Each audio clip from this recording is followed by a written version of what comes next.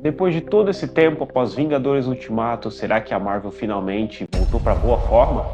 Vem comigo e descobre tudo. Fala galera, beleza? Eu sou o Kevin, sejam bem-vindos ao primeiro vídeo do meu canal. Hoje eu vou falar com vocês a respeito do novo filme da Marvel que tá dando o que falar, Thunderbolts. Esse é um filme da Marvel que se passa na fase 5. O filme seguinte é a Capitão América Admirável Mundo Novo, que também estreou esse ano. E é um filme que eu já acho com uma premissa bem interessante, que é eles utilizarem os anti-heróis e vilões de projetos passados da Marvel. Como a Marvel já é uma franquia longa, já tem vários filmes estruturados, tem muitos personagens, é uma premissa bem legal eles estarem colocando personagens que não tiveram tanta importância em projetos passados e estarem misturando eles. Então, por si só, já é uma ideia bem interessante e ousada, né? E colocar anti-heróis para serem protagonistas de um filme da Marvel é algo bem diferente também. Antes de iniciar, gostaria de falar que eu vou estar dividindo esse vídeo em duas partes. Uma parte com as impressões iniciais, mais no geral, e depois uma parte com os spoilers, para quem já viu o filme ou não se importa tanto e quer saber o que realmente acontece na trama. O filme se concentra em juntar essa equipe disfuncional, que são os Thunderbolts, pegando vários personagens da Marvel que não foram muito bem explorados, né, em obras anteriores e juntando eles. Nessa equipe nós temos o Bucky Barnes, que é o Soldado Invernal, que apareceu a primeira vez no primeiro filme do Capitão América como Bucky e como Soldado Invernal no filme do Capitão América 2. Ele teve uma trajetória muito grande no MCU e é legal ver que ele é o único da velha guarda, né, de antes do Ultimato, que tá nessa equipe. A gente também tem a Yelena Belova, que é a irmã da Natasha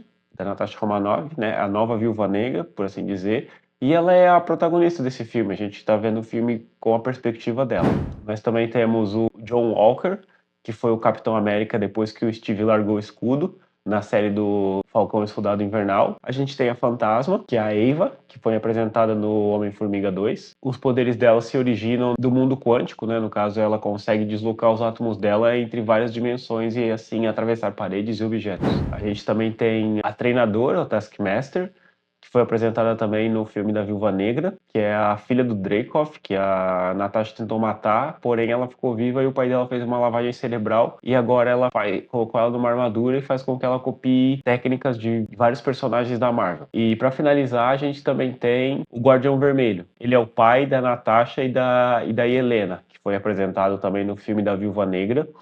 E ele é como se fosse o Capitão América da Rússia, né? O Capitão Rússia, no caso, que ele também tomou um super soco. Só pelos personagens já dá pra gente ver que é um projeto muito diferenciado da Marvel, colocar esse tanto de gente desajustada mesmo junto, né? Por exemplo, de todos os personagens que eu falei, praticamente todos eles são assassinos. Juntar essa equipe não parece ser alguma tarefa muito fácil, porém o filme faz com que seja meio que natural, porque eles estão todos na mesma aventura, porque eles só querem sobreviver, ao menos no início do filme, né? Então eles se juntam por coincidência, por estarem no mesmo lugar, no mesmo momento. Mas isso faz com que gere a primeira dinâmica entre o grupo, né? Que é eles sempre desconfiando um dos outros, até porque, como eu disse, nenhum deles é uma boa pessoa. Ou ao menos é isso que o filme quer que a gente pense, né? Até que eles exploram um pouco de cada personagem, tu vê que eles são pessoas boas, porém tiveram escolhas ruins ou foram forçados a fazer algo ruim.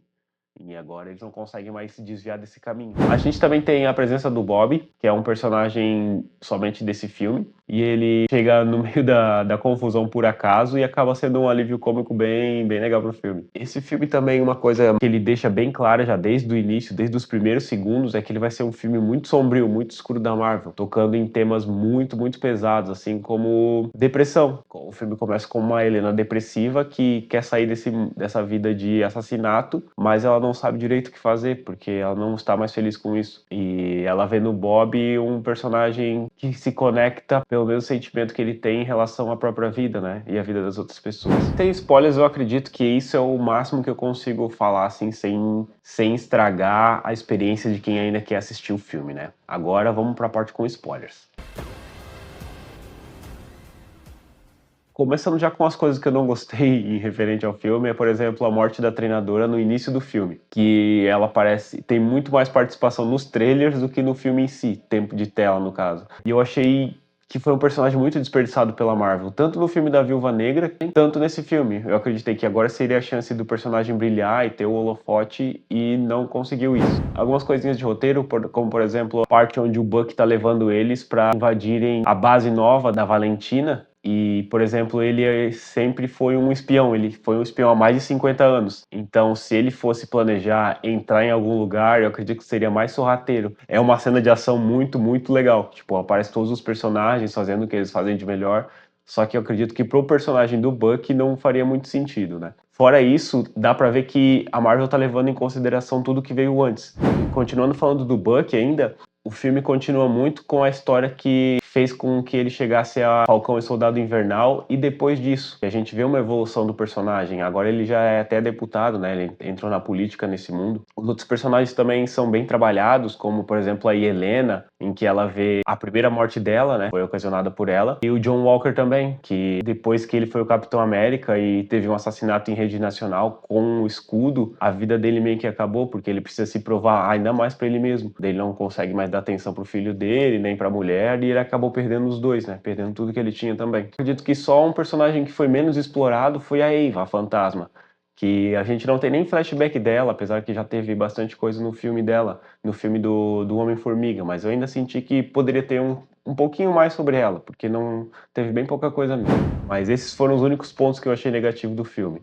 Porque o resto, o filme é muito, muito legal. Ele empolga em todas as partes, principalmente nas partes de ação que estão muito bem coreografadas e diferente de um Viúva Negra, onde a gente vê que os efeitos ficaram bem fracos, nesse filme não tem muito disso. Um ponto muito positivo que eu gostei demais, assim, foi do personagem Bob barra Sentinela barra Vácuo. É um personagem novo, apresentado no universo da Marvel, e se torna a peça-chave desse filme, tanto se conectando muito com a Helena, quanto ele se torna o personagem mais forte da Marvel, em todos os termos, fisicamente, com poderes telecinéticos, ele consegue bater em todos os Thunderbolts, e possivelmente conseguiria também nos Vingadores, porque ele é realmente muito forte, e o Vácuo também. O que eu gostei bastante foi da aparência do Vácuo.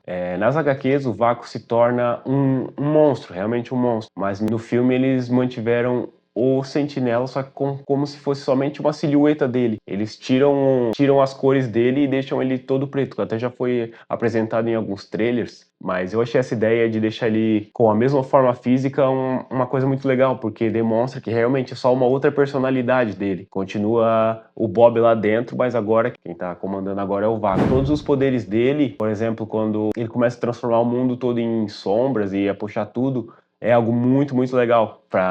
O personagem já é preto, então ele já demonstra essa escuridão que ele possui. E ele transformar as pessoas em sombras é muito significativo. Um dos produtores falou que a inspiração para essa parte em que transformam as pessoas em sombras foi as bombas de Hiroshima e Nagasaki, porque foram assim que as pessoas ficaram depois que as bombas foram disparadas nessas cidades. É muito legal esse filme também, a Marvel abordar esse tema mais obscuro, como a depressão que a Helena tem e o Bob também, porque não é algo muito recorrente que a gente vê em outras produções, e ver tipo o pior dos personagens faz com que a gente consiga se conectar um pouco mais com eles também, apesar deles serem assassinos e matadores, né? Não terem feito coisas boas na vida deles passada, mas ver que todos eles estão em busca de uma redenção. E só de estar abordando isso num filme grande, assim como esse filme da Marvel, é algo que me deixa bem esperançoso para as próximas produções, né? Porque se eles verem que uma abordagem diferente está trazendo público, eles vão continuar apostando nisso.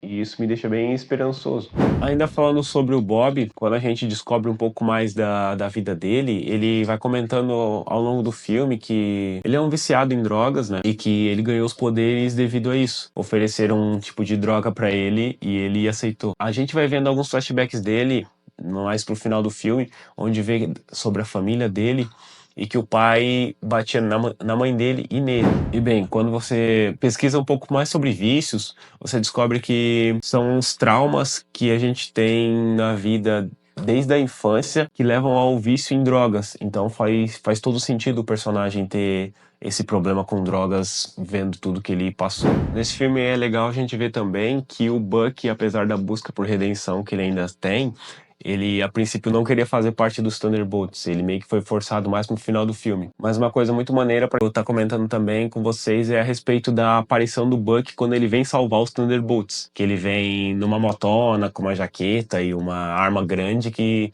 não tem como a gente não lembrar do filme Exterminador do Futuro 2. O Buck é como uma combinação do Schwarzenegger, só que com o cabelinho do John Connor, aquele cabelinho mais pro lado, assim, caidinho. Essa cena também é muito maneira porque ele ajuda os Thunderbolts na fuga porque eles estavam levando tiro na limusine do Guardião Vermelho, que falou que era a prova de balas e realmente não era. Muito bom a gente ver como o filme consegue contratar essas partes mais sombrias com uma comédia, com alguns personagens que é muito alívio cômico, como o próprio Guardião Vermelho, né? A gente também vê isso na parte que ele pergunta pro Buck qual tipo de soro que ele tomou, e ele fala que tomou um da Hydra padrão. Dele, eu tomei um na Rússia, mas é muito bom também. Então ele tá tentando comparar. A gente descobre nesse filme que ele ficou separado da Helena por mais de um ano depois da morte da Natasha, porque ele achou que ela não ia precisar dele, que ele não era um bom exemplo pra ela. É muito legal a gente ver no final do filme pai e filha se reconectando, eles reatando o laço que eles tiveram mais no começo da infância da Helena. E essa é uma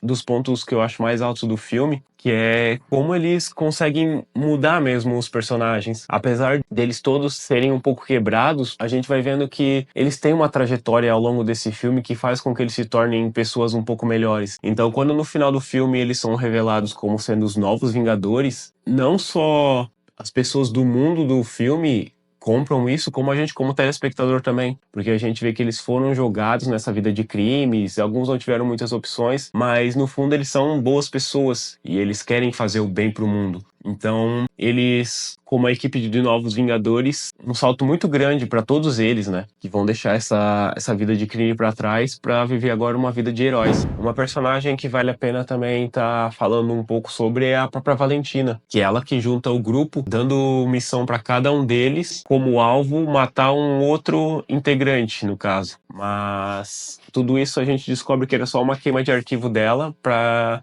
não descobrirem que ela tinha ligação com essas pessoas, esses assassinos, esses mercenários, no caso, né, que trabalhavam para ela, porque ela estava sendo vítima de impeachment do cargo dela do governo. Então ela acaba juntando todos eles, mesmo sem querer. E durante o filme a gente vai descobrindo tudo de ruim que ela já tá fazendo, e como, por exemplo, o Bob, que é uma das cobaias de experimento, porque ela queria criar um super-humano para carregar o peso da América novamente, sem o Capitão América, sem o Steve Rogers. No meio do filme a gente vê que ela consegue, que o Bob se entrega para ela, para ser o que ela queria, um herói, né, um símbolo. Só que depois o ego dele acaba subindo muito e ele quer se tornar um deus. E ele quase acaba matando a Valentina nisso. Até que a assistente dela, a Mel, vem e acaba matando o Sentinela, onde libera o vácuo. Mesmo quando a Valentina perde, ela ainda ganha no final do filme, porque ela apresenta eles como os novos Vingadores. Mesmo a Helena falando que ela tá na mão deles agora, ela ainda saiu por cima de todo esse ocorrido. Muito legal a gente ver também que Thunderbolts, que foi o nome da equipe, foi uma referência a um time da qual a Helena jogou quando ela era criança.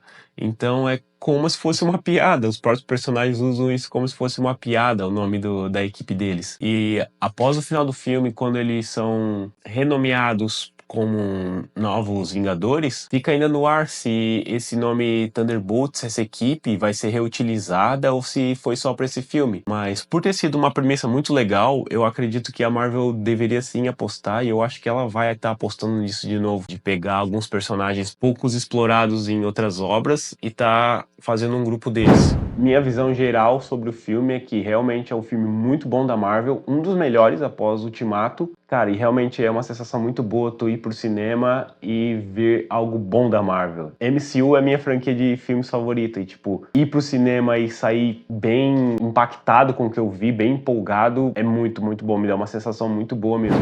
E se você viu o vídeo até aqui, não esquece de dar o like, se inscreve aí no canal, tô começando agora, então dá uma força aí pra mim e deixa o sininho da notificação ativo pro YouTube entregar sempre os vídeos novos. Se tem alguma coisa que você acha que eu não falei, deixa aí nos comentários. Você também achou esse um dos melhores filmes da Marvel após o Ultimato? Deixa aí pra eu saber. E se vocês tiverem alguma outra sugestão de vídeo também, pode estar deixando aí, beleza? Até mais.